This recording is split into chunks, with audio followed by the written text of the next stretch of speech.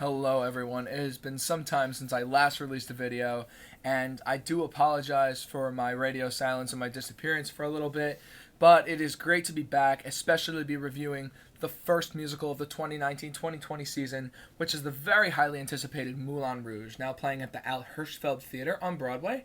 Moulin Rouge is based on a 2001 movie of the same name, directed by Baz Luhrmann, who did Great Gatsby and Romeo plus Juliet, and it tells the tale of a young artist named Christian. In the musical, he is a songwriter. He's like a complete songster and playwright. In the movie, I just remember him being a writer. But anyway, he meets these other bohemian men and falls for the gorgeous Satine. And Satine is like the headline performer at the Moulin Rouge Club in Paris. And, she kind of leads, but then the club is about to close down and their funds are going down. And there's this Duke who says to Zidler, who runs the Moulin Rouge, oh, well, I really like Satine. Like, let me have her and have her as my possession, and you will have the money and you will have the funds. So it's almost like the love triangle between the three of them, and her keeping her word to Zidler, but she actually loves Christian, and it's a very simple story. Boy meets girl, and then the ending is not so happy. I won't say what happens, but it's not a very happy ending. It's actually a very beautiful ending, and I think the way they did it in this production particularly was really, really beautiful. Until somebody ruined it with a cell phone going off when I saw it. I literally was the guy who muttered asshole, and people around me were laughing. But I won't say what happened. I think you'll have to see the show for yourself. I want to talk about the production. I want to talk about the cast. This show, clearly I liked it. But this show brings something new to the table in many ways.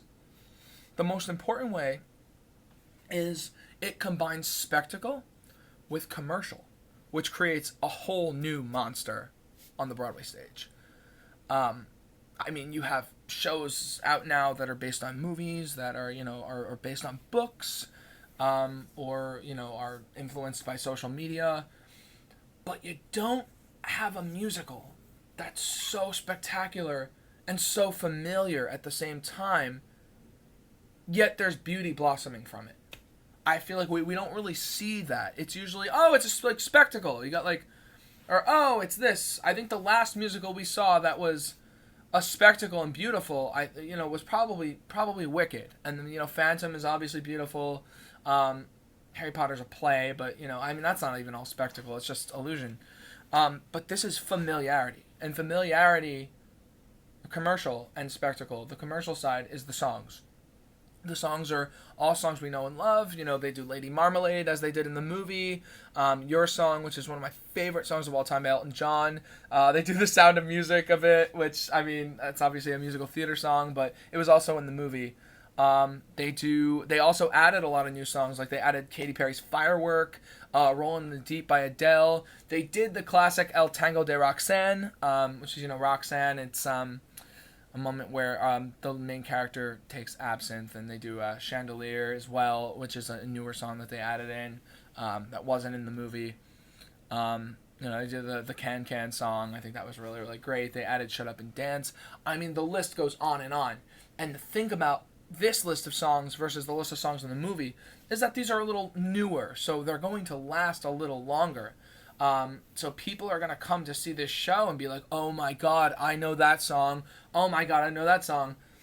The musical playlist for this show, I think, in my opinion, I don't really like a lot of music on the radio. It's not that it's bad, it's just not really my taste.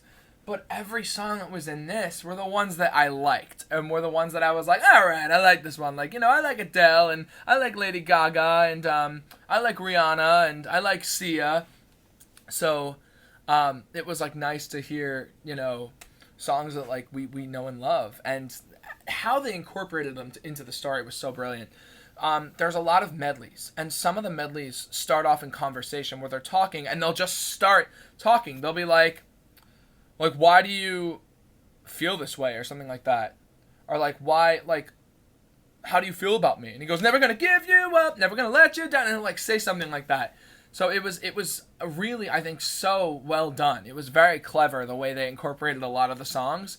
I mean, like Chandelier, like I'm gonna swing was when like they were all drinking, they were all drinking absinthe, and it was wow. And like Your Song, was used when he was professing his love for her. They did the classic Come What May as well, which was in the movie.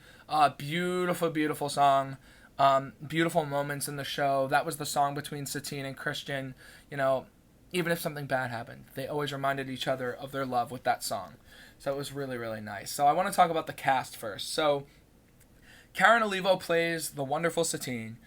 She does just such a good job. I mean, she's not overly sassy, but she's sexy, and she has such heart in her role. I think her belt, she has like a mix. She has an incredible mix.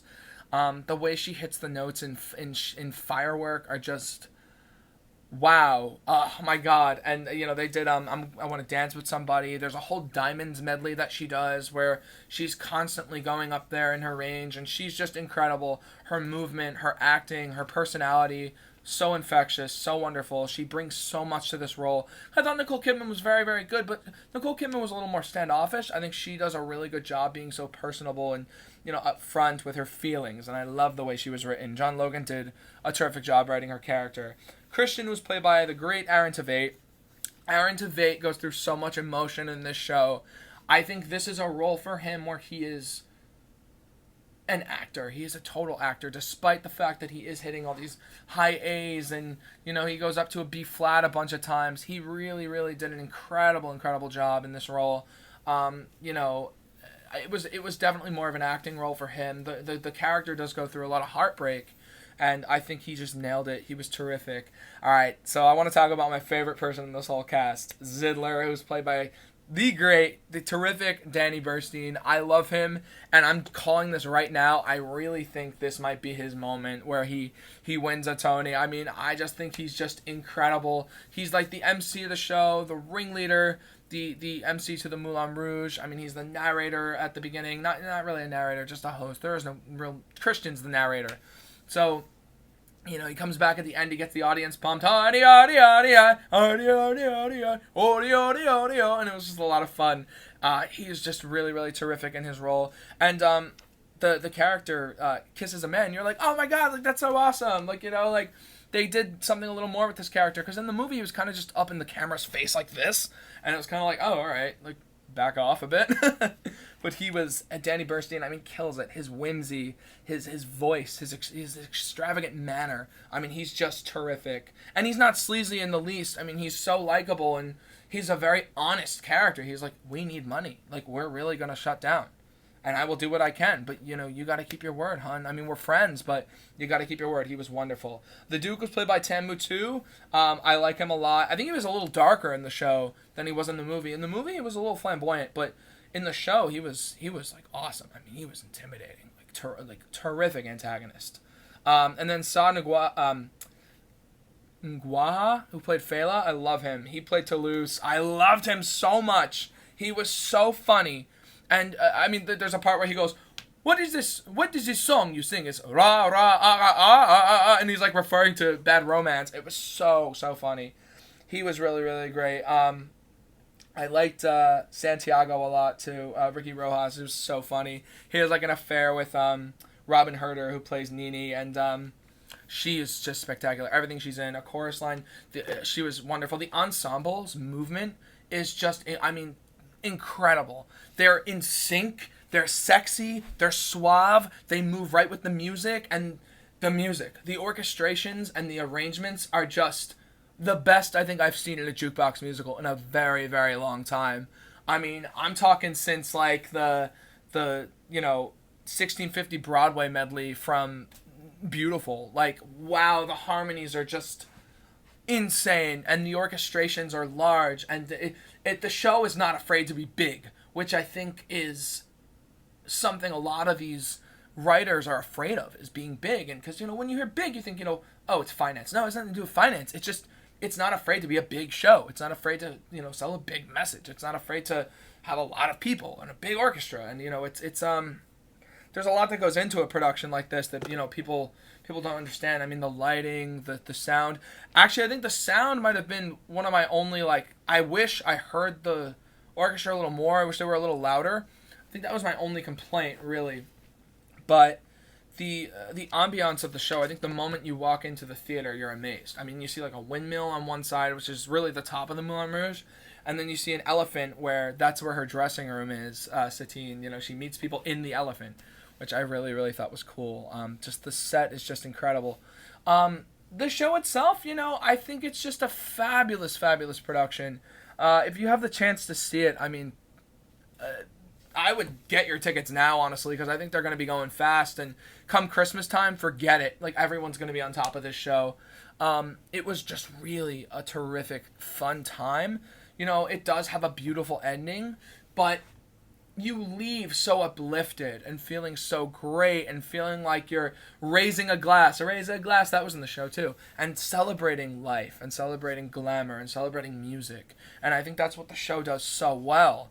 And because the show is about making art and finding love and, you know, what tears us apart between the two. I mean, it's a really, really wonderful show, and I'm so happy that they executed this film so beautifully on stage. I mean, the entire production. The only problem that happened during the show, there were a few glitches with the lights. And I mean, that happens. You know, there were a couple, the lighting people were behind me. This was another show, however, on a negative note, where the audience was very, very rude.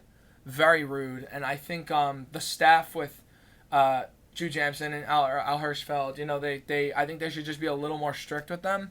Like, I absolutely love their theaters, but, like, at this performance, they were just being very rude. And the mezzanine is huge, so, like, you know, there's a lot of, like, you gotta walk up and down. And the ushers were pretty on guard. Like, they were pretty on duty, but during some of the best moments, people were talking. People had their phones out. There was a girl next to me who was, like, filming during the show, and the usher was like, I was like, look at her, she's filming. And, during the show, and, like, she was like, yeah, you can't film during the show. It's not a concert. So definitely people got to work on their etiquette when they come into the show. Other than that, though, I mean, I see so many Tonys in this show's feature. Like, the scenic design, you know, it comes out. It's designed to be like a cabaret and this beautiful spectacle. Orchestrations, the arrangements, wow. I mean, Aaron Tveit's performance, Danny Burstein's performance, Karen Olivo's performance, I think they will all go recognized. Just incredible. Like, wow, what a production. And it's amazing how it combines spectacle and commercial, which are two things that are kind of frowned upon by very, you know, artistic people and people who see a lot of shows, but they did it so well. They executed it so well. Like, this is a new monster, you know, this is a new era for musicals, and I think Moulin Rouge is pretty lucky to be the first. So, very great. And, I mean, kids, the choreography can be a little sexual. There's some sexual innuendo, but I don't think there's anything that, like, won't go over their heads. So, I'd say, like, 10 and up, you bring your kids if you're going to bring anybody to see it. They'll know the songs. They'll enjoy it. Moulin Rouge at the Al Hirschfeld Theater. Go see it, folks. It is a spectacular production. My grade for it is probably going to be a 92 out of 100. So A-. A- for you, Moulin Rouge. You were terrific. Hope to see you again soon. And as for you guys, thank you for watching, as always. Bye.